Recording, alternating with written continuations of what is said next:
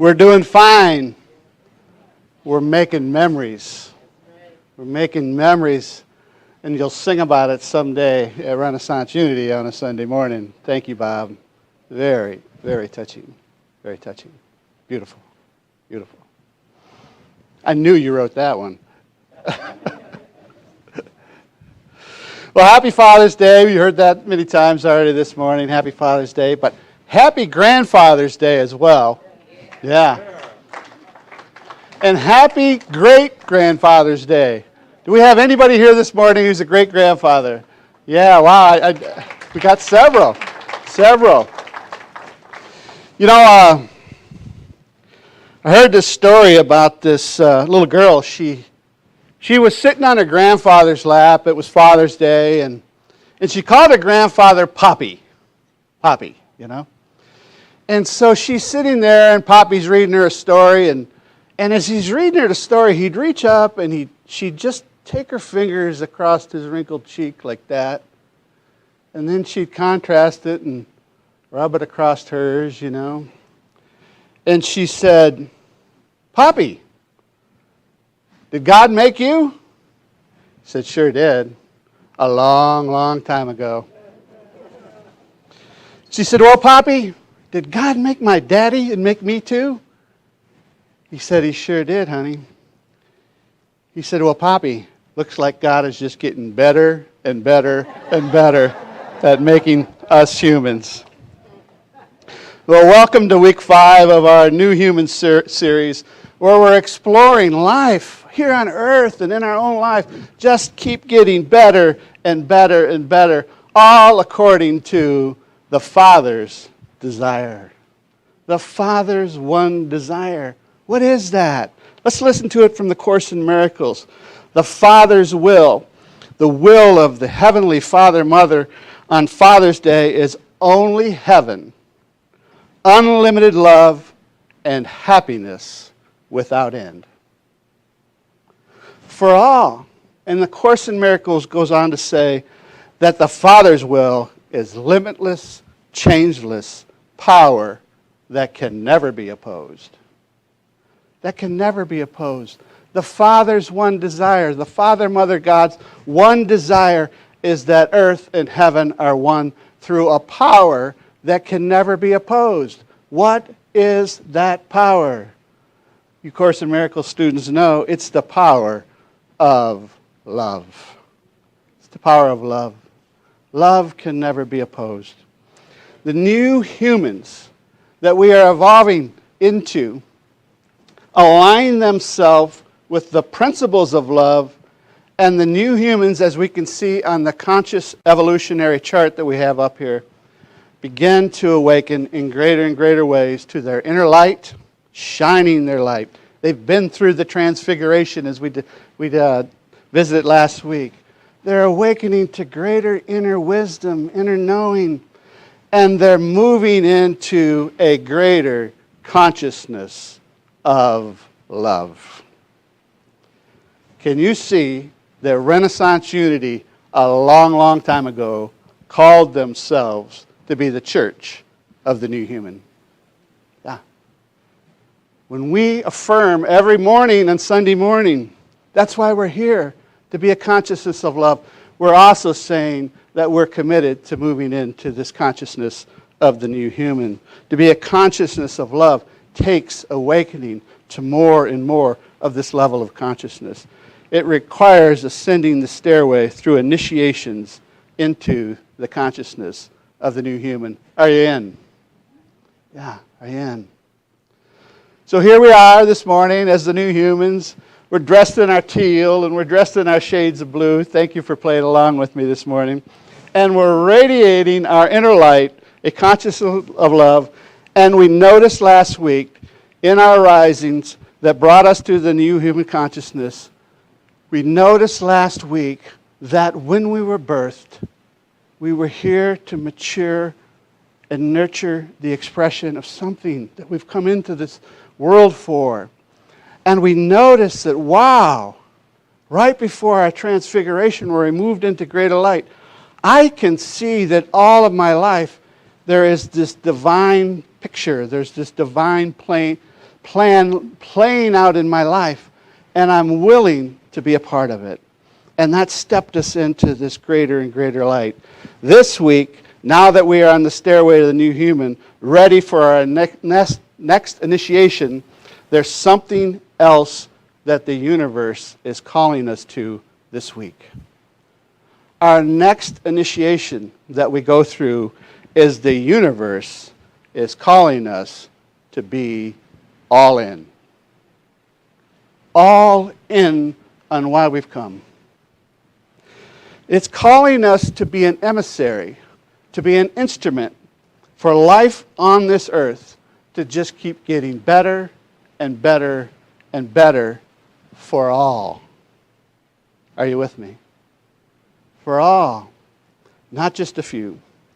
But before we can completely awake as this instrument, as this emissary, the Father and Mother God is asking us to look within ourselves and see if there is still some resistance to showing up as what we've come here for. It's asking us to look and see if there's some resistance to us being the one to be the one to bring new paradigms to this earth. Can we see we are moving into new paradigms on this earth, and you're here for that reason, to bring a new way of being. And we're going to get to what that new way of being is, because there's a complete shift in the way we participate when we move in to becoming the new human. We have agreed so many times on Sunday morning here that we are moving out of this old age and these old paradigms into a new age. But what I'm asking us to see this morning about this old age is we had paradigms in place that allowed for slavery to be used to achieve a selfish end. Our paradigms allowed for that. Our consciousness allowed for that. And also in those old paradigms, there was suffering of others, so a few could live in comfort. There was slavery to achieve selfish ends, often calling it prosperity. But it was prosperity for a few. The new human consciousness we're moving into is to move beyond that paradigm. You know, the new human will be very conscious, and they won't contribute to that. They'll be very conscious in their life, and they won't contribute to those things that cause that. You know, this week is not only Father's Day, but this is the week of Juneteenth, right? June 19th. Celebrating that humanity has made some progress of moving away from paradigms that were tolerant of control over others. This week's initiation is a big switch from control over others. In all the subtle ways that we're participating that we are not even aware of. But when you move into the new human consciousness, you become aware of it. And what happens for us, we're given a whole new way to navigate life. We're going to get to it in just a minute. But can you see that in all those who brought this new liberation into the world so that more and more could move out of those repressions, that there were a select few who had already moved into the new human consciousness? Can you see this morning with your own intuition that Dr. Martin Luther King was in the consciousness of the new human? Yeah, that's pretty obvious, isn't it? Do you see what one person in that consciousness brings forth? Or how about Nelson Mandela moved into that consciousness? How about Rosa Parks? I mean, when she stands up on that bus, she's all in. Resistance has gone. Or how about Mahatma Gandhi? All of these had moved into this new human consciousness.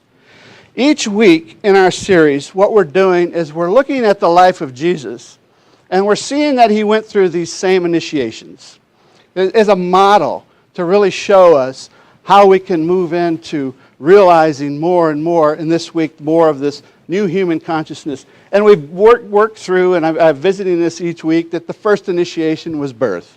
That we've come here with this unique talents, these unique ways that we're wired up. We each have a unique nature, and we're here to bring that forth, to use all that, to bring into humanity this better and better life for all, right? And then we moved into the next initiation. It was baptism. And we saw that baptism was an initiation where we just get cleansed of all thoughts that are anything shy of who we are. That we are the sons, we are the daughters of God. Yeah. And that we saw that as we get clear on that, it moves us into our next initiation where we realize our self-empowerment to fulfill our mission, right? And we actually looked at, those times when Jesus was baptized and began to move in his ministry. And last week we saw that when Jesus and Peter have this exchange, and Peter is awakening to the reality that he too is the Christ, okay? This is what's happening. That's what we see in unity in that exchange. When Peter, Jesus asked Peter, "Who do men say that I am?" And his faith, right? His faith is Peter. Faith says, "Thou art the Christ." And he got clear. And what happens right after that, we saw that it says, now that you know who you are, you're given the keys to the kingdom, that whatever you bind or loose in heaven will be bound or loosed on earth. You're self-empowered to fulfill the mission of why you come. Are you with me? Yeah. And then last week, our initiation was transfiguration, where we began to just radiate more light. All through beginning to notice that there is a bigger picture, a divine plan that's been at play in our life the whole time for the way we show up in life. And we visited that doesn't always refer to a vocation. In fact, that can be ego, right? It's in every step you take in life that you're showing up as that. But this week, we're moving into the fifth initiation. Now that we're shining our light, and this week, it's to eliminate any resistance we may notice that we still have to being the one, to be the one. Okay? So there's this great Jewish Kabbalah teacher. Carlos Suarez is his name, and I often refer to him. And he has this book called The Second Coming of the Reb Yeshua. And it's actually a book about the new paradigm of feminine energy, and it's no resistance leading the way. Is everyone aware that feminine energy does not resist? Feminine energy is very conscious of flow. The masculine energy is structure, right? The masculine energy is structure. It's resistance. In order to have form, in order to have shape, I see some people smiling. In order to have form or shape to hold something, you have to have resistance to hold it, right? I got water in this cup. If I poke a hole inside, what happens? It flows. You have flow, right? You have flow. So listen, I've read this many times here before, but I love this. The switch, the coming of the Christ consciousness, is happening now. It is the eruption and deep penetration into our space-time consciousness of energies coming from indeterminate number of universes, having an indeterminate number of dimensions. Some are seeing, I'm having conversations with some and are saying, that's what these solar flares and these northern lights are all about, that we moved into this age since 2012, and this is what's happening now on our planet, right? I see some of you shaking your head, yes, this is where we're at. But he goes on to say, the human psyche always reacts to its eruptions by resisting the break-in and trying to protect its structures. Even trying to protect our false beliefs. Those who are holding on the tightest are holding on to a belief. Everything comes apart, right? But we're moving to that time to let go of any resistance. Our resistance in not being all in on being the one to integrate the new that is coming is what blocks the flow of resources to support your journey. Any resistance, here we have at Renaissance Unity, to noticing the flow that's happening among us is holding us back from our resources. Are you with me? Yeah. We claimed a long time ago, or you claimed a long time ago, long before I got here, that you are the church of the consciousness of love. You are the church of the new human. We are the church of the new human. And we have to let go of any resistance to being anything other than that. And I really believe our ministry of ministers, which I think is alive, aware, and awake here at Renaissance Unity, of many stepping into their ministries and expressing, is the new way. So let's again look at this pattern of Jesus and his initiations as a model for our own rising in consciousness. Now, Jesus represents, in the story that we're going to get ready to visit, he represents the flow of our life force energy. You know, when Jesus says, follow me, it's communicated in that story to follow your life force energy. Follow the flow. Some call it chi, some call it prana, some call it kundalini, some call it pneuma. It's the sh in Yeshua. Yeshua. Yeah, that was his name.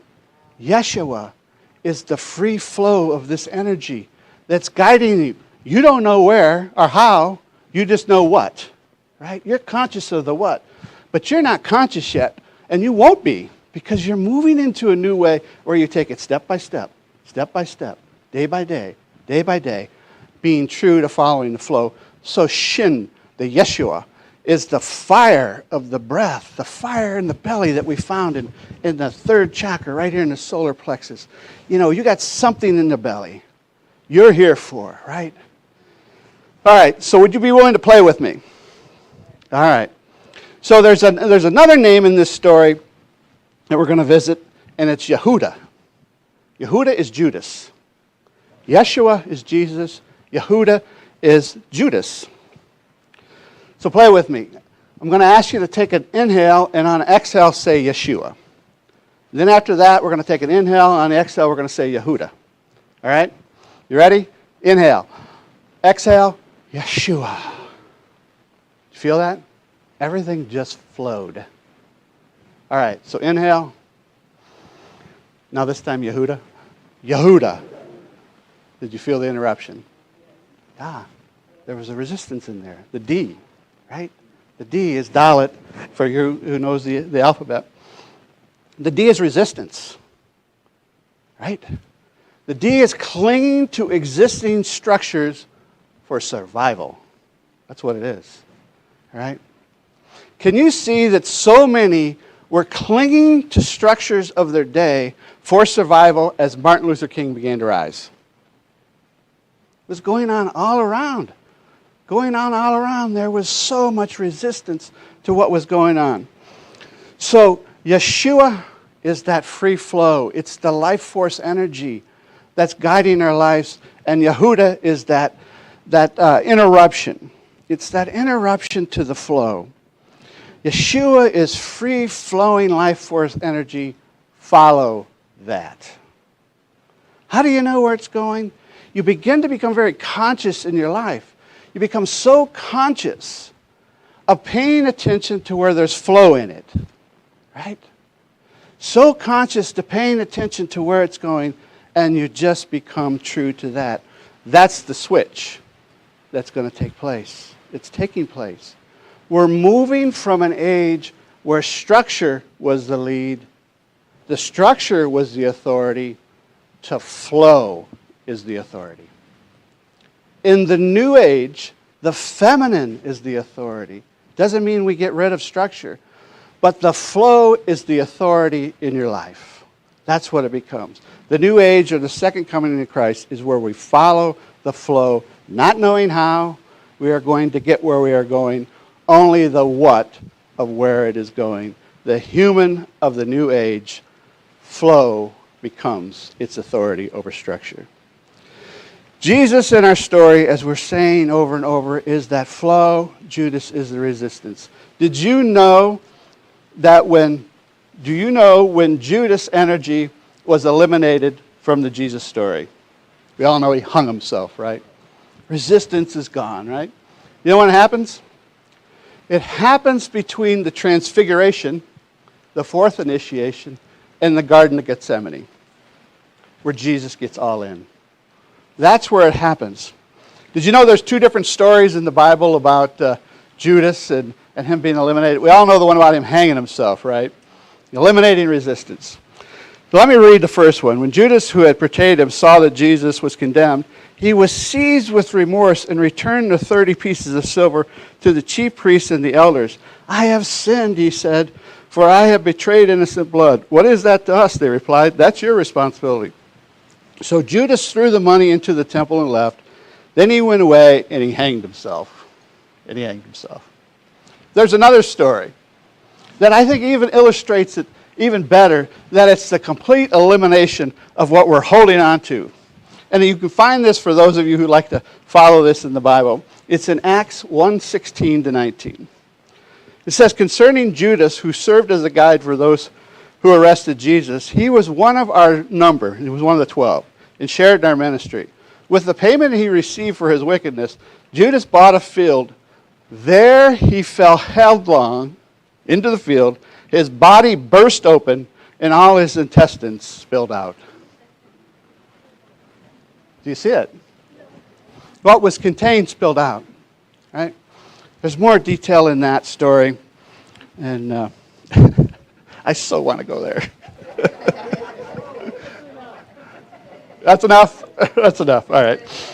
But can you see in both stories, all of the resistance is gone, and then you move into this final initiation.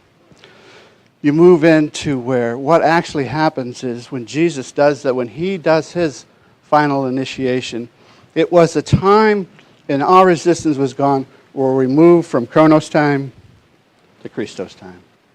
Are you noticing that things are accelerating? Yeah. Things are accelerating because we're moving further and further into things happening at the speed of light. That's what grace is. Kundalini, whatever you want to call it.